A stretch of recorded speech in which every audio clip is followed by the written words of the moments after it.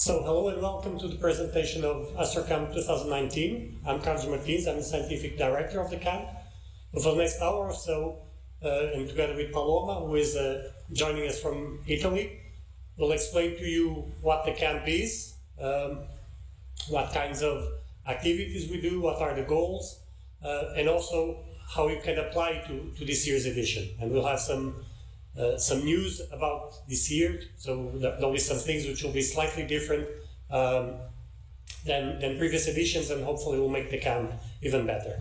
So before I start, let me just remind you that we have a dedicated email for the camp, so if you have any questions about the camp, how to apply, or anything like that, either during this presentation or at any time later when you see this video online, or just when you see anything in the camp that you find unclear, feel free to contact us through this email and we'll reply very quickly.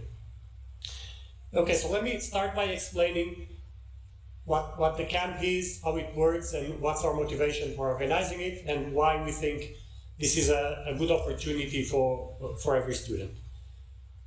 So the camp is an academic program in the field of physics and astronomy, which we have been organizing since 2012. And it's aimed at high school students in the last 3 years before university. So in Portugal, we would call this 10th to 12th grade. In other countries, the school years might have slightly different names, but it's always the last 3 years before you start your university. And this year, the camp will be from the 4th to the 18th of August. The camp is always in this period, in the middle of August, to coincide with the peak of the Perseids meteor shower, among other reasons. And it always takes place in the municipality of Porto, which is in the northwest of Portugal. And it specifically takes place at the Centre for Environmental Education of the Porto de Bico Protected Landscape Area. So it's a nice forested area away from light pollution and so on, so it's an ideal place to look at the sky in addition to talk about physics and astronomy and other things. So essentially we need to have some settings, some goals and some criteria that we specified in organizing this, and these are our guidelines, and these will also be your guidelines in thinking about whether or not you want to be at the camp, whether you think the camp is for you or not. So we want to promote scientific knowledge, essentially. We want to tell you what it is to do research in physics and astronomy, but research in general. We'll use physics and astronomy mainly because these are the topics we know most about. But essentially, we want to give you an idea for 2 weeks of what research life is like.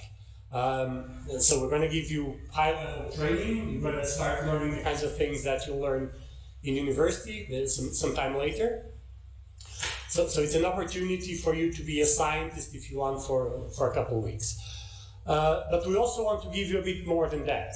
We want to encourage broader skills of curiosity, critical thinking, group responsibility, teamwork, all these kinds of things that you're going to need in your future professional life, even if you decide that you don't want to do science or you don't want to do research specifically.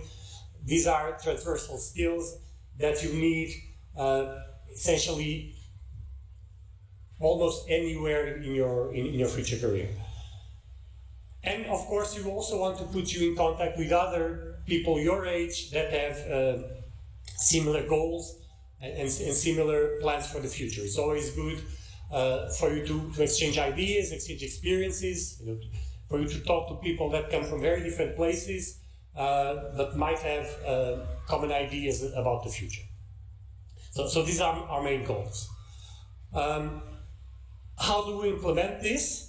Well, by necessity, the camp is restricted. So you can only participate if you're invited, and the way to to select the people is via a competitive process. So there'll be an application process that you have to go through. You have to submit an application. We'll look at these applications, make a short list, and in the second stage of the interview, you'll have an interview in English, and these interviews will decide who gets offers of places in the camp. So I'll discuss this in a little bit more detail in the second part of this presentation.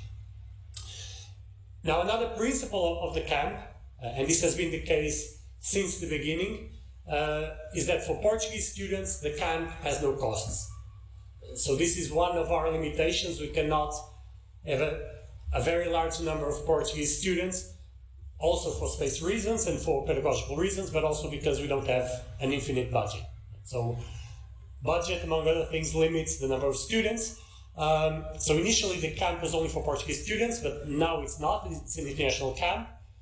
We maintain the commitment of the camp being free for Portuguese students. For foreign students, we cannot make the same commitment, but we will have some funding for foreign students. And in any case, we can help you find funding locally if you're offered a place. I'll discuss how to do this in a little bit. If everything else fails, then you or your parents may need to pay for part of the costs of your participation.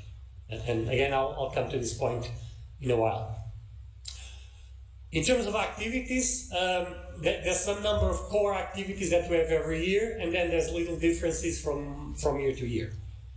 So in terms of the scientific part, you'll have 2 courses. Each course will have 10 classes of 1.5 hours each, and each course will end by a written exam that typically takes 2 hours. And the exams are done in the penultimate day of the camp, and you'll find out the results a few hours after you do the exams. We also have some hands-on scientific activities. Typically, this includes a computational project where you learn to program and to analyze scientific data. Sometimes we have observational projects where we have to look at the night sky, maybe collect some data and process it, and so on. In addition to that, we have stargazing sessions. You will learn to identify the night sky, the constellations, the planets, the stars, and so on. We do some other geeky things. We watch documentaries. We discuss various aspects of physics and astronomy. We also do community service activities. This also is very important for us. It's also a way of us thanking the Porto municipality for hosting us. We have one part of the camp which is open to the public. We have a cycle of public talks in the evenings. They are planned and they are designed for the students, so they are aimed at the students at the camp, but other people get to know what the schedule is, and they can come along to these talks if they want to. And then we have a number of recreational activities. We go hiking, we go swimming on the river beach, we have lots of traditional games and various other things. And we also aim that the camp doesn't end at the end of the 2 weeks, so we have a number of post-camp activities for the students, and so it's a way for the students to keep interacting with each other and with us, and these will be presented and discussed when students are actually at the camp. So let me give you 2 particular examples, but very nice examples, I think, of outcomes or deliverables of the camp. So the first one is evidence that you can actually do real science at the camp. So what you see on the slide is the top of the first page of a scientific article that we published. And I think of this as the AstroCamp article or the first AstroCamp article, because all the authors in the article have participated in the AstroCamp. As teachers, which is my case, or as students and monitors, which is the case of all the other authors. So this is an example of something that part of which was done during the computational project at the camp. So in the computational project, you have to program to analyze some cosmological data, and as the result of some of this analysis, we published a scientific article in the Physical Review team. So this is one example of science coming from the camp. It is not the only one, but I don't have time to discuss them all. Another example, in terms of community service, which is also something I'm very proud of, is what we call the Solar System Trail. So if you think of building a scale model of the solar system, it's very easy to do it if you're accurate in terms of distances but not sizes, or vice versa. If you want to be accurate both in terms of distances and sizes, that is a lot harder. And in fact, as far as I know, there are less than 20 scale models of the solar system in Europe right now, so accurate and active. And we, the students and teachers and monitors at the camp, built one of these. So this was built some years ago. It has a hiking trail associated with it, so you can start at the sun and walk all the way up to Neptune. It will take you about 1.5 hours to walk. So it's a hiking trail, it's in the middle of the forest, it's a very nice hiking trail, but it's also an opportunity for everyone to learn astronomy. So again, this is another nice outcome of the camp. So just before letting Paloma talk about her experience, let me give you some statistics of the camp so far. So this year we'll have edition number 8. So we had 7 so far. The first 4 were only for Portuguese students. The next 3, so the last 3 years, were open to students in all European Union countries. And what you see in the slide is the statistics of, so some basic statistics of students that were accepted in the camp. So obviously in the first 4 years, they're all Portuguese students. In the last 3 years, we had almost equal numbers of Portuguese and foreign students. This is true in terms of students that are accepted, and it's also true in terms of students who apply. In terms of distributions in the last 3 years of high school, so again, 10th, 11th, and 12th grade are Portuguese names. So 12th grade is the last year before university, 11th is the one before that, and so on. Typically, there's slightly more 11th grade students participating than the other 2 years. There's probably some reasons for that, but the differences are not that big. But obviously, we don't discriminate between years. And so if you think you're in the 10th grade and you probably should wait 1 or 2 years before applying, that may not necessarily be the case. If you think you should apply, then you should apply. And in terms of boys and girls, the numbers are also relatively even, but actually the girls have been winning. So there's slightly more girls than boys participating. So far, in 7 editions, we had 84 students in the camp, and they come from 10 different countries already. Okay, so that's all I have to say for the moment. So Paloma will now tell you about her experience last year, and then I'll talk a little bit more about this year's edition. So Paloma, over to you. Hi, my name is Paloma Tivenet, and I come from Italy, Florence. So I participated to last year's edition, and I really had a great time. So I'm going to talk to you a little bit about my experience. I'm going to present the scientific part of the camp, then talk a little bit about the environment, the activities, and then give some admission tips. Next. So for the scientific part, this camp really aims at having us interested in astronomy and physics, and if you have a passion for this field, then I absolutely recommend this camp to you. So as Carlos said already, we had 2 courses in the morning, and they were really interesting because also we had to choose the courses we preferred, in the sense that during the interview we could say what preference we had between a list of courses they gave us. So then you really had to enjoy them even more because you knew that you were gonna study what you loved. So these courses can be a little bit demanding, but you really shouldn't stress about that at all because everyone is there to help you, other students, monitors, and everyone, so you don't have to worry about it. Then we also have public lectures, as Carlos said. We have public lectures really on different scientific subjects, which can be kind of far away from astronomy sometimes, but that's really interesting because they still stay in the sphere of physics usually, and we really get to know different aspects of science, different fields that you might not know, that you might think, well, I don't like that, but then you discover that you do, and it's really interesting as well. We also had a computational project almost every afternoon, and it was a little hard at the beginning, especially if you never code. It can be surprising.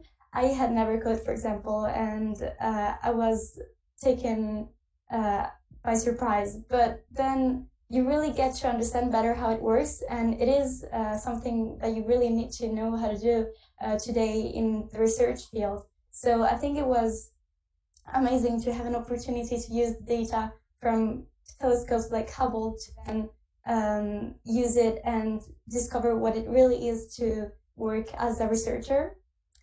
And we all worked together because some people had coded before. The monitors were always there to help us. So again, it was amazing, and you really don't have to worry about the fact that you haven't done some things yet.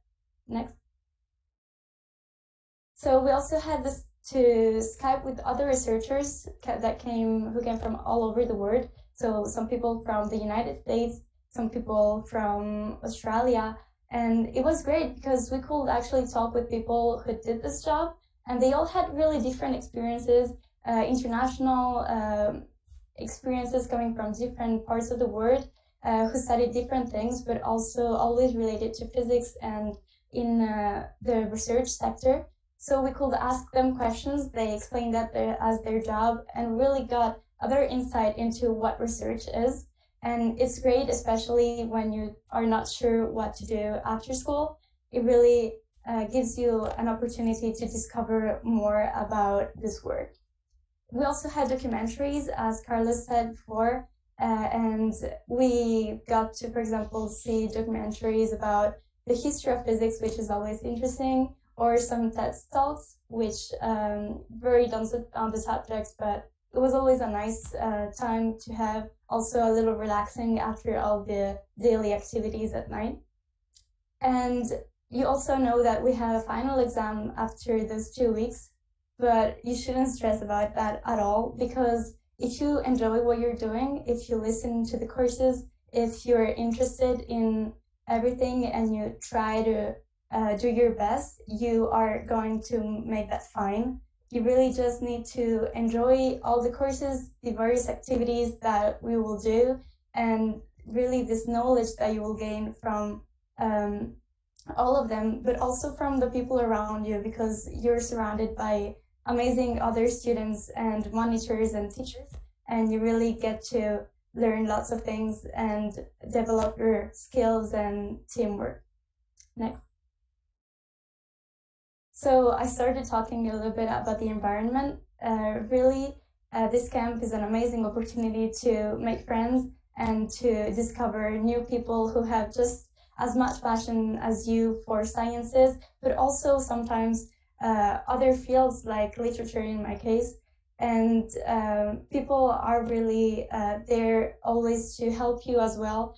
You get to know each other very well, also because we don't use phones during those 2 weeks except in small partial hours. But that's really not a problem because you just enjoy so much all the activities and the people around you that you don't see the time passing and you really don't miss your phone. And it also is set in a beautiful environment because we are in the countryside and we get to do lots of hiking, of a community service outside. So you're surrounded by nature, and it really makes an amazing environment for studying what you like and for being with people who are just amazing. Next. So the activities are really various and we do lots of them. I can barely believe that we did so many things in only 2 weeks and still they seem so short. So we did lots of hiking, and as Carlos explained, we had a hiking for the solar system trail. And that was one of the most interesting things, I believe, in the camp, because we really got to see the solar system in a real scale. And Of course, I knew, for example, that it was huge, of course, and that the planets were so tiny compared to it. But when you actually do the trail and you go hiking, it's really a great opportunity. The hiking was also nice because we were always talking to each other. It really was a great moment to discover each other and to build strong relationships. Then we had various stargazing sessions, especially on the nights during which we didn't have documentaries.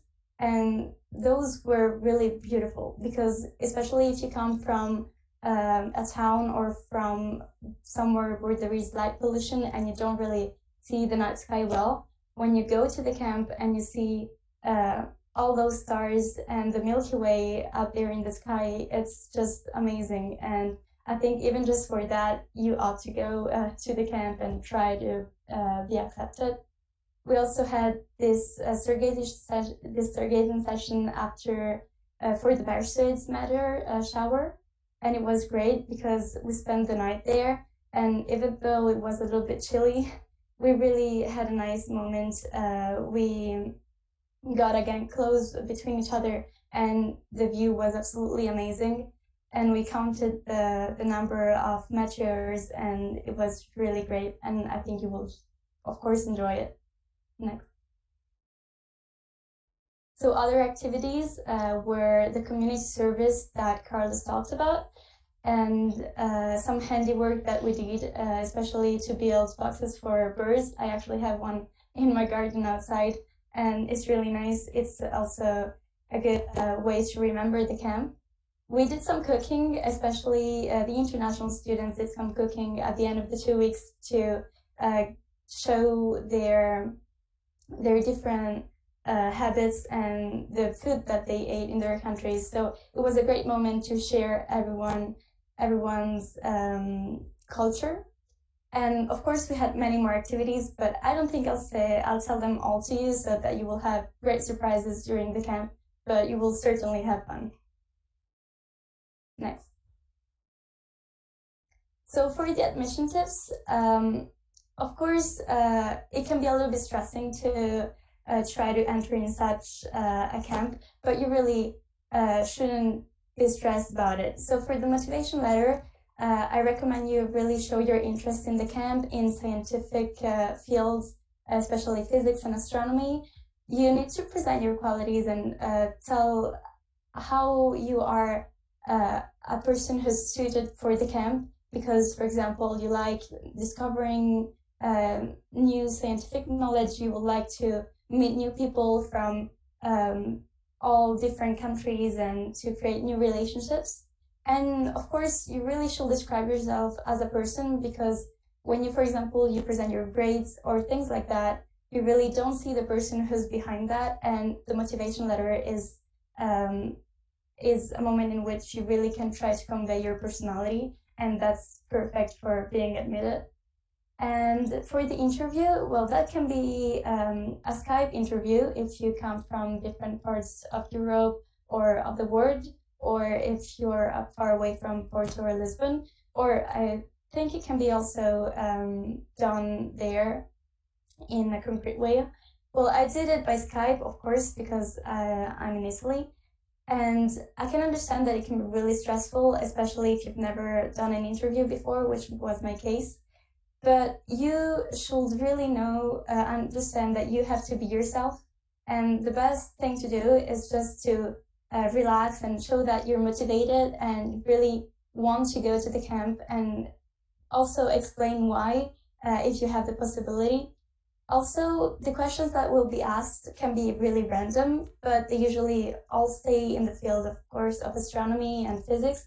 And even though they can seem hard and you don't understand them perfectly, you really don't have to give up when you don't know what to answer or what to say. You have to show that you're persistent and that you have ideas. You have to give your ideas, your opinion. You might try to find a solution even though you're not sure.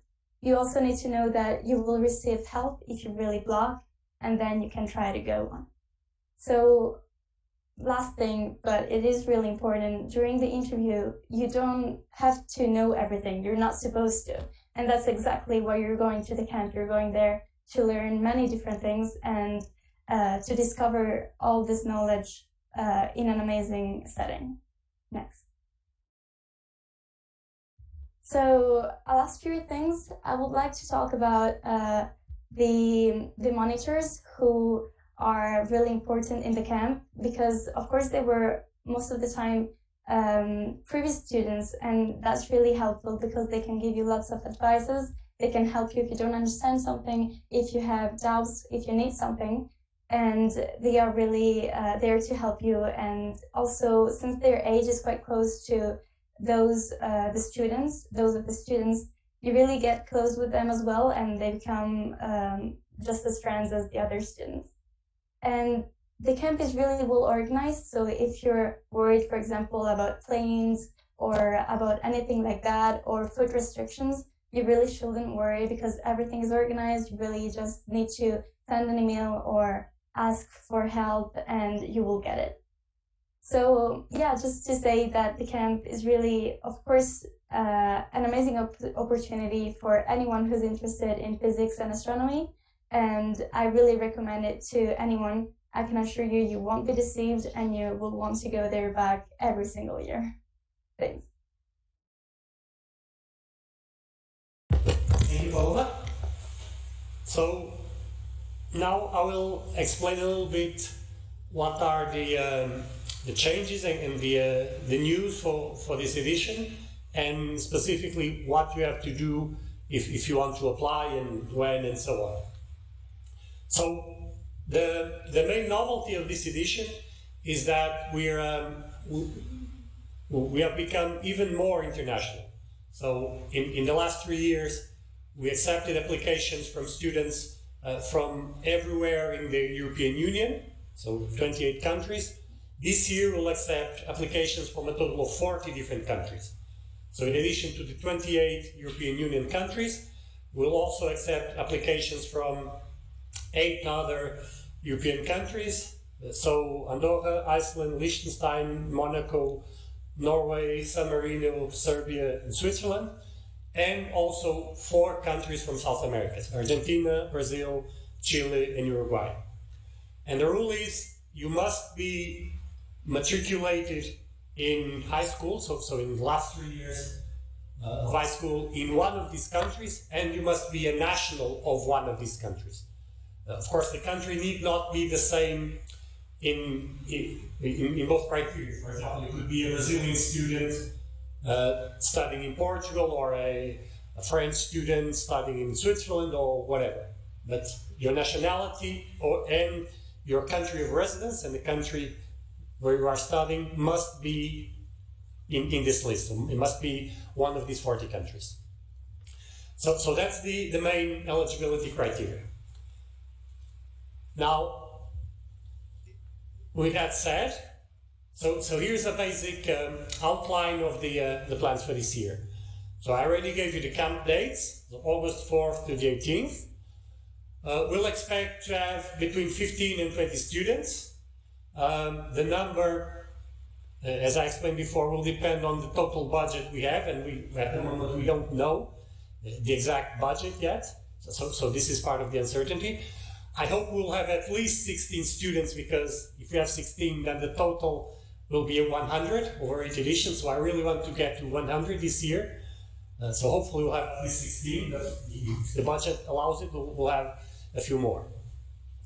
We'll have between 2 and 4 teachers, and all teachers are active researchers. So there are people who are doing research, doing science these days. So they can tell you what people are working on, what are the hot topics in physics and astronomy and so on. And we'll have between 4 and 6 monitors, and as Paloma mentioned, in most cases monitors will be former AstroCamp students that are now studying in university. So again, the number of teachers and monitors is uncertain, because in part it depends on the number of students. If we have more students, we'll obviously need more monitors. But also for the teachers, in part, this is because the students will have a say in the courses we'll have, and therefore on what teachers will have and how many of them. Before I get to that, let me just mention the issues of funding. So we have a number of Portuguese and international partners helping us, both with logistics and with the financial part. In particular, ESO is one of our partners, and ESO will provide a bursary for one student from an ESO member country. You don't need to apply to that bursary specifically. Essentially, the student who is the top ranked, in a sense, in the interviews from the ESO member countries will be offered that bursary directly from us. So Paloma got this bursary last year. Also, we have some informal agreements with some other foreign organizations. So, for example, there's Fundació Catalunya La Pedrera in Barcelona. So they have a program called Jovens e Ciência, which involves a number of high school students all over Catalonia. And the agreement we have with them is that if their students who are part of this program apply to the AstroCamp and are selected, then their program will fund their participation. So we don't have any reserved quotas for them. The scientific merit and potential are the only selection criteria. But if their students apply and get offered places, then this foundation will cover their expenses. And we have other such more informal agreements that essentially need to be discussed on a case-by-case basis, but depending on where you're applying from, maybe we can find funding for you so you don't have to pay for the camp. Even if you have to pay, or if you want to apply to other sources of funding locally, maybe your school, maybe your city council, maybe some other foundation, if you are offered a place, we can help by writing a letter saying that you have been offered a place at the camp and so on. So we'll do everything we can to help you get these funds. Okay, so now let me come to the point of the courses. So the process of selecting the courses is a sort of collaborative process. So first, there is a call for courses. So I circulate an email through various colleagues and other departments and so on, asking researchers to propose courses at the camp. So the teachers are not paid to teach at the camp, but if they are at the camp, they'll get their expenses, so their accommodation and food paid by us. But they can volunteer to teach a course. So they can send us a proposal for a course. So they'll tell us what they want to teach, what are their goals, what are the contents of the course, and so on. We'll make a first selection of these courses, and as Paloma already mentioned, at the interview, one of the things that you'll be asked is, so before the interview, you'll receive a list of possible courses, and one of the things that you're supposed to tell us during the interview is which courses would you prefer to have. And we'll use that information in deciding actually how many courses we'll have. Of course, if different students want to different courses, it might be difficult to keep everyone happy. So we cannot have one teacher per student. So we'll have typically between 2 and 4 teachers. If everyone more or less wants the same 2 courses, then we'll just have these 2 courses. If the students are more or less spread between 3 or 4 courses, we may have 4 teachers, but we also have some restriction here, because if we have more teachers, we'll have less money for students. So there's a trade-off that we always need to think about.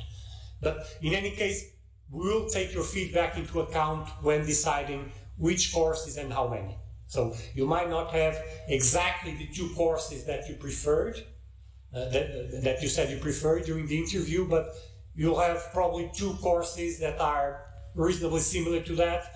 Sometimes if there are 2 courses that are relatively similar to each other, maybe we can merge the contents of these 2 courses, rearrange things so that we can keep everyone reasonably happy and so on. So we will make some effort to accommodate your preferences, but also to design courses that are scientifically interesting and pedagogically well organized.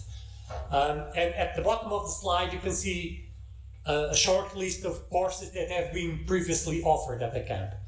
Not all of them have actually been taught at the camp, because some of them have not been chosen by a lot of students, but this should give you an idea that we can have very, very different courses. Some are very focused, some are more broad, and they clearly are on very different topics. So some of them not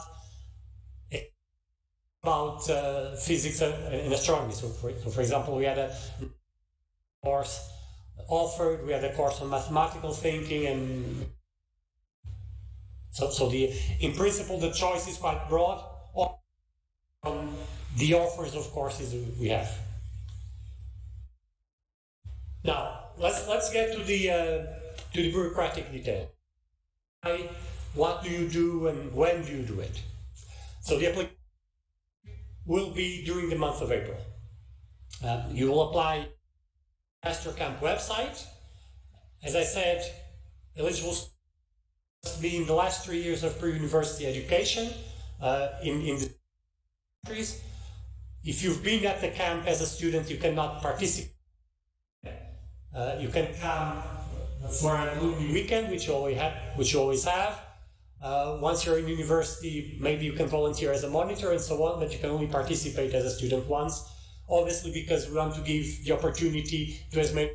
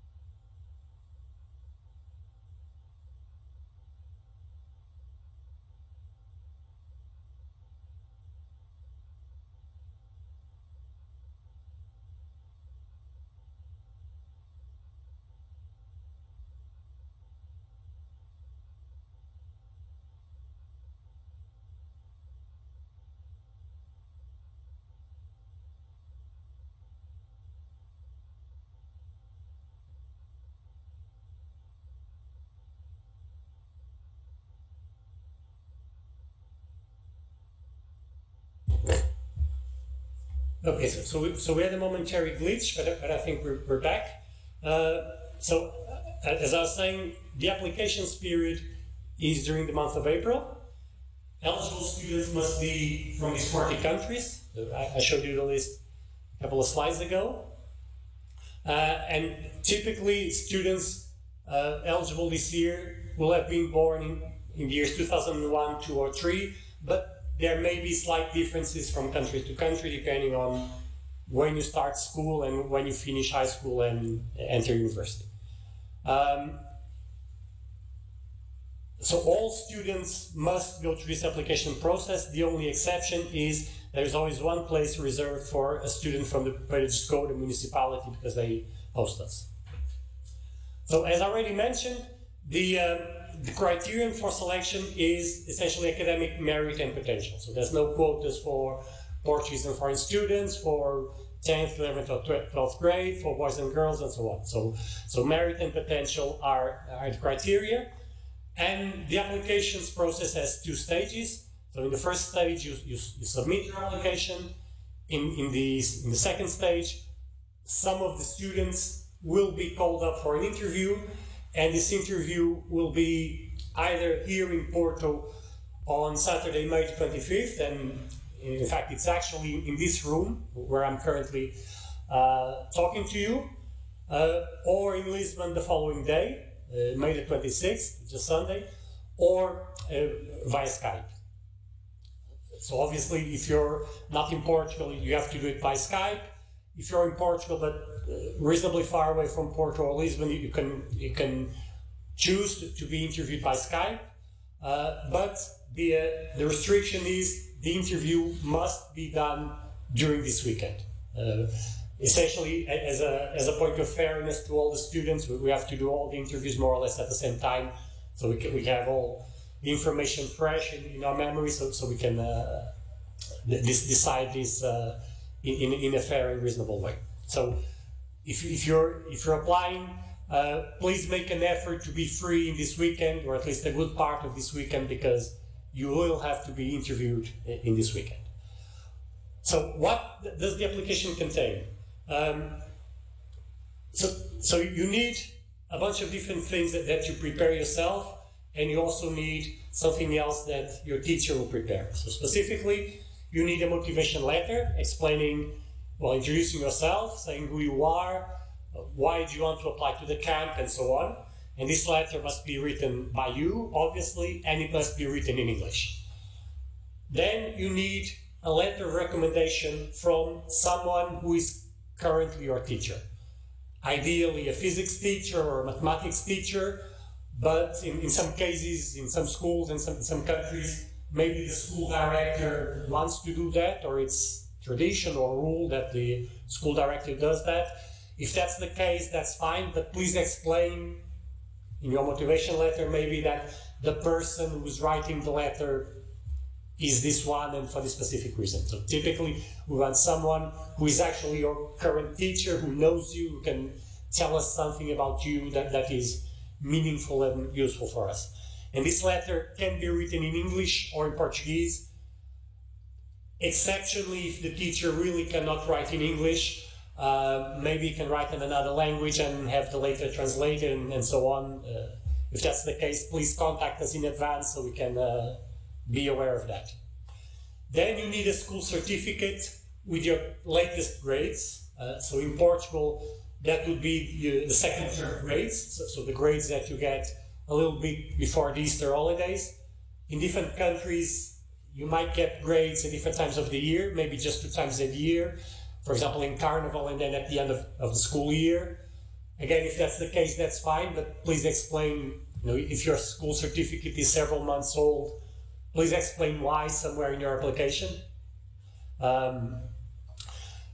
Then optionally, you can include other things that you think may help us evaluate your application. So for example, if you participated previously in other scientific events like physics Olympiads or maths Olympiads or astronomy Olympiads or other science summer camps or things like that, you can submit diplomas, certificates, whatever, saying that you participated. These are optional. You don't have to send them. You can just send them or mention them in your motivation letter if you want. But you can, if you feel you should send them or you want to send them, you're welcome to do so. And finally, but importantly, if you're not 18 years old at the moment of your application, then you need an authorization from your parents or your legal guardians saying that they're aware that you're applying and authorizing you to apply. And this authorization, so in the application that you submit online, you just can just submit the scanned version of that authorization, duly signed and so on, but you need to send us the original, the paper version, by post, so we receive it, and we have it at the moment where we interview you, if we do interview you. So this is important. So I have to stress it's 18 at the moment of application. So for example, to give a concrete example, let's say your birthday, your 18th birthday is on the 1st of May. So if you participate in the camp, you'll be 18, and then you're an adult, you can decide to participate and you don't need your parents' authorization to participate. However, when you apply, so during April, you're still 17. So if you don't send your parents' authorization to apply, your application will be excluded. We cannot evaluate or consider your application because you're still 17 and you don't have your parents' authorization. So this is important. So make sure you include this as part of your application. So the website where you submit the application will complain and will not let you submit the application if your motivation letter is missing, for example, because that's compulsory. There will be a field, a box, where you have to upload your parents' authorization, but this one we cannot make it compulsory because it's not compulsory for. And so it will not. The web complain if you don't have the authorization, but it's up to you to check if you should send it or not. So we cannot check in advance. So when you find out, it's too late if your application is incomplete. So one other point I want to stress, because this sometimes confuses students, is that you don't send your teacher's recommendation letter yourself. What you do is, in the web form where you send your application, you just write the name and email of the teacher that will write the letter. So of course you need to talk to him or her in advance and warn the person that this will happen. So you give us the email, and at the moment where you submit the application, our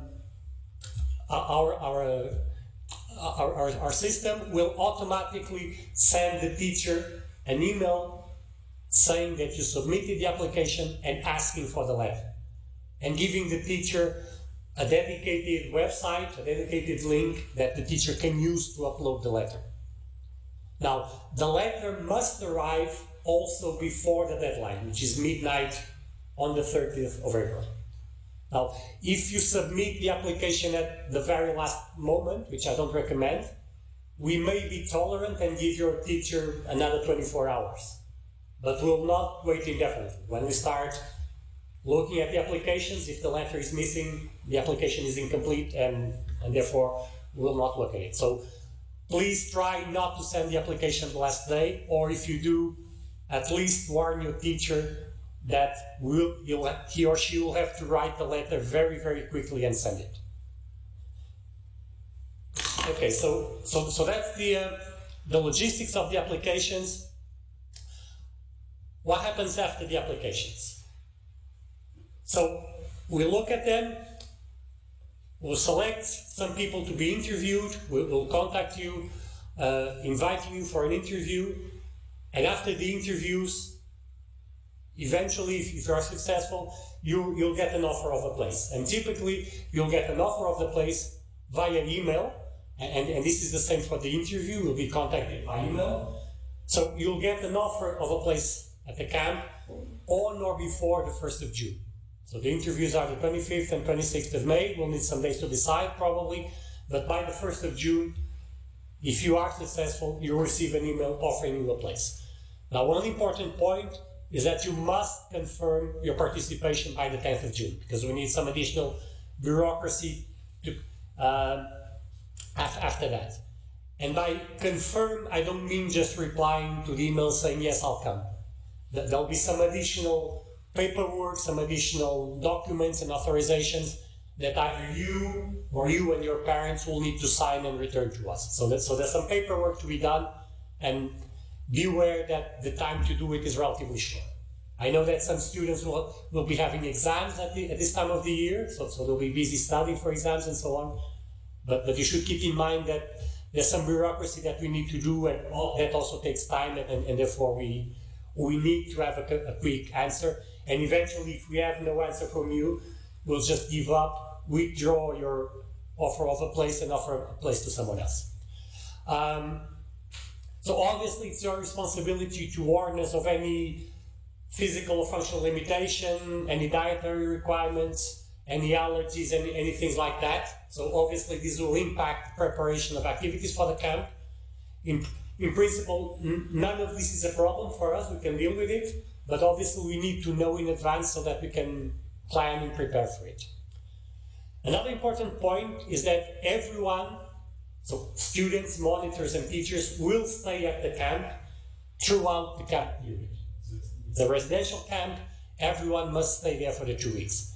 So it's completely impossible for everyone to arrive one day late or leave one day early or something like that. So we must commit for this period. This is for logistics reasons, because the camp is in the middle of the mountains, it's not trivial to get there, but also for pedagogical reasons. It doesn't make sense for anyone to start late or things like that. And And specifically, so if you want to plan your life or your summer holidays, so everyone must be at the meeting point, which is in the town of Viana do Castelo, in the train or bus station. So everyone must arrive there before 4 p.m. on Sunday, August 4th. From there, there'll be a special shuttle bus taking us to the camp, and you'll return to this meeting point before 12 noon on August 18th. Students from continental Portugal will typically travel by train or bus.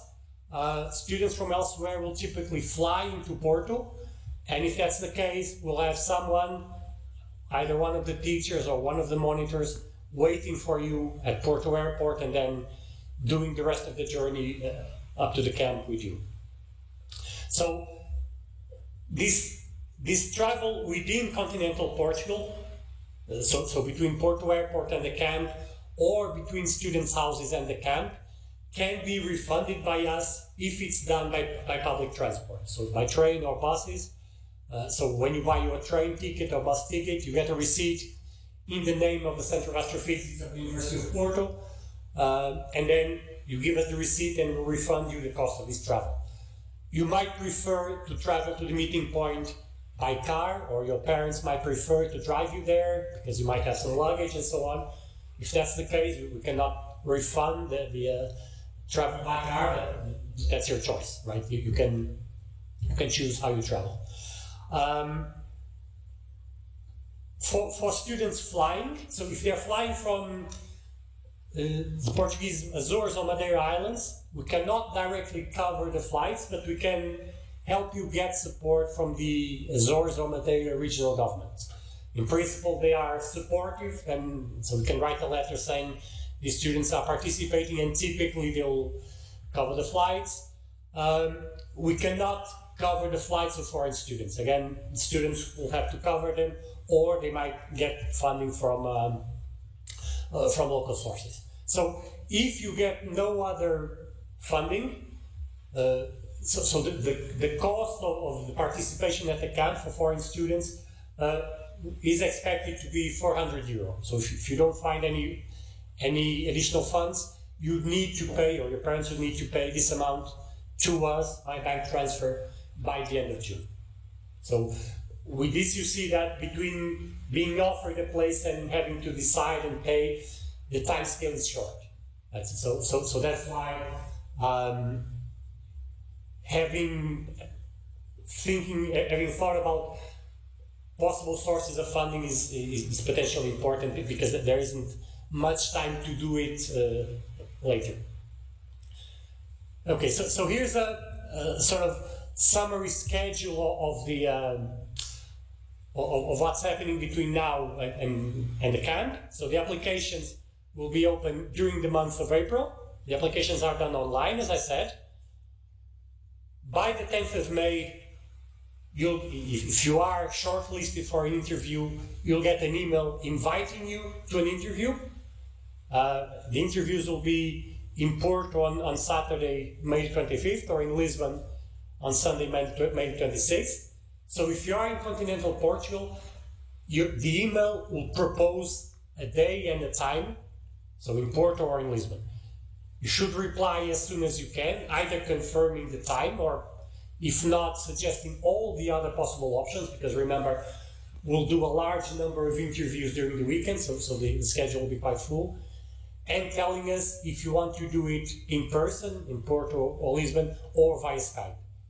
If you don't want to do it in person, but prefer to do it by Skype, beware that we might change the schedule a little bit, because we prefer to do the interviews in person in the middle of the day, because people who don't live that near from Porto or Lisbon will need to travel there. So we prefer to have those in the middle of the day, and have the Skypes either in the beginning of the day or at the end of the day. But that can be arranged between, well, taking into account everyone's constraints.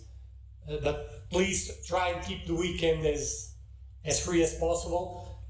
And if the time that we propose is not convenient to you, please reply immediately and tell us all the other times in which you are available, because we'll have to shuffle things around, and it's not easy, because we'll have a large number of interviews. So typically we interview about twice as many students as we'll have in the camp.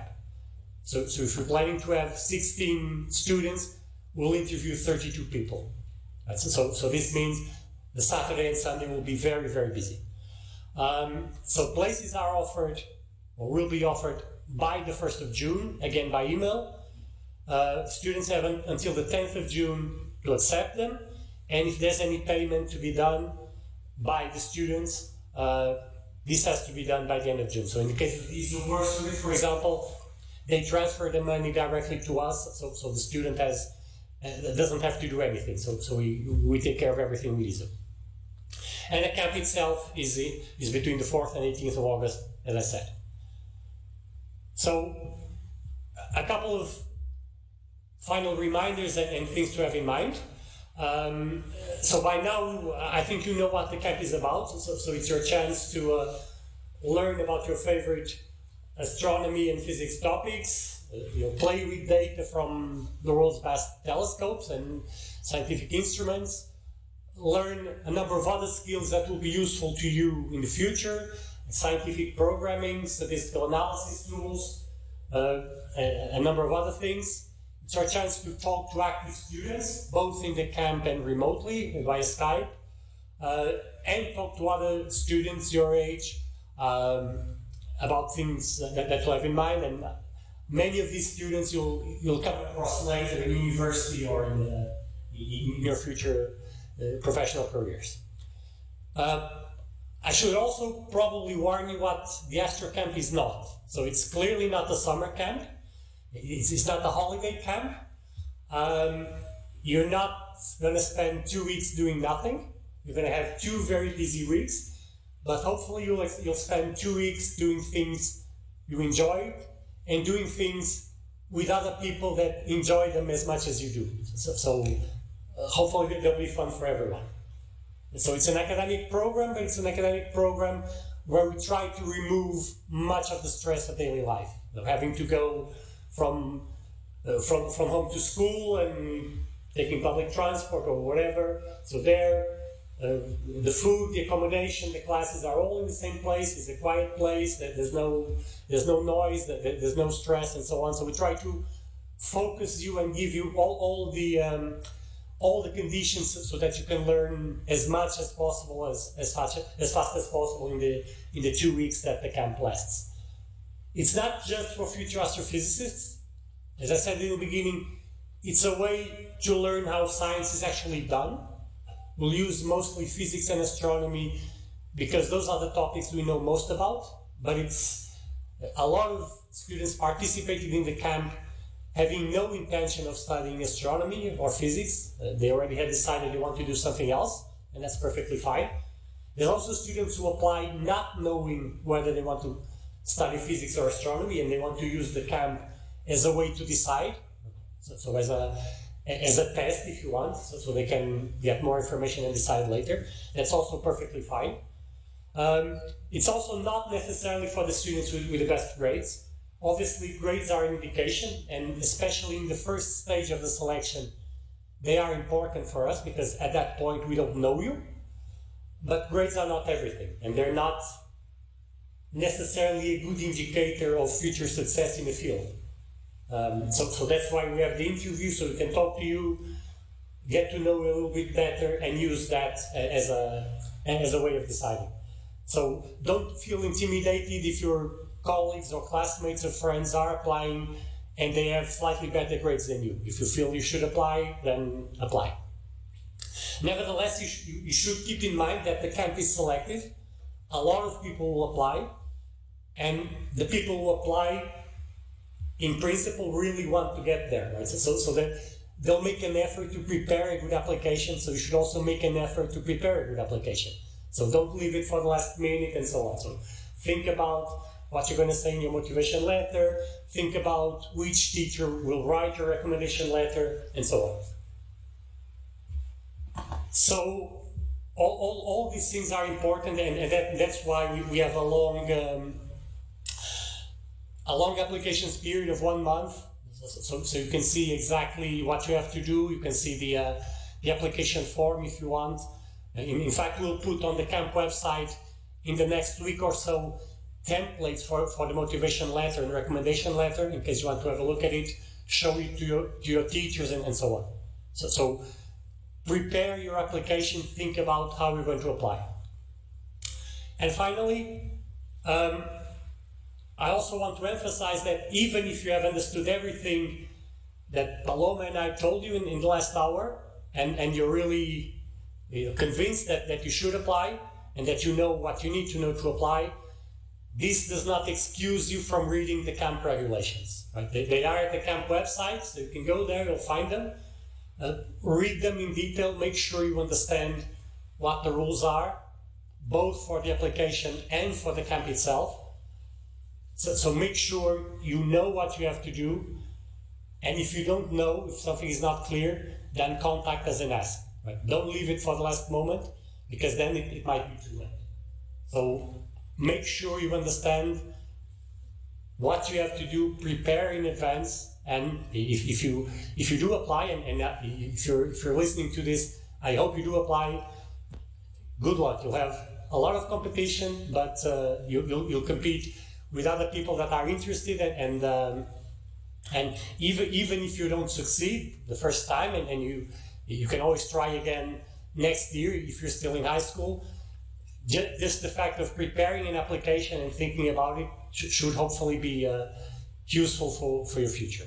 And again, this is the camp website. It's read regularly, so if you have any questions about this presentation or all the other information that is on the website or that will be added in the coming weeks, feel free to contact us, and at any time you should get a very quick answer, and we'll help you in any way you can.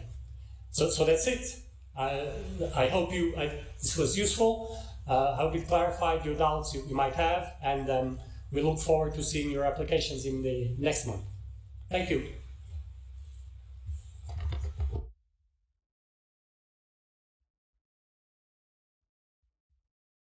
So Paloma, do you want to say something? You want to say goodbye?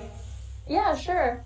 Well, I hope everyone's fine and have a good holiday if they are on holiday.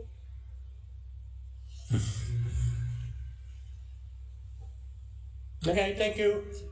Bye-bye. Goodbye.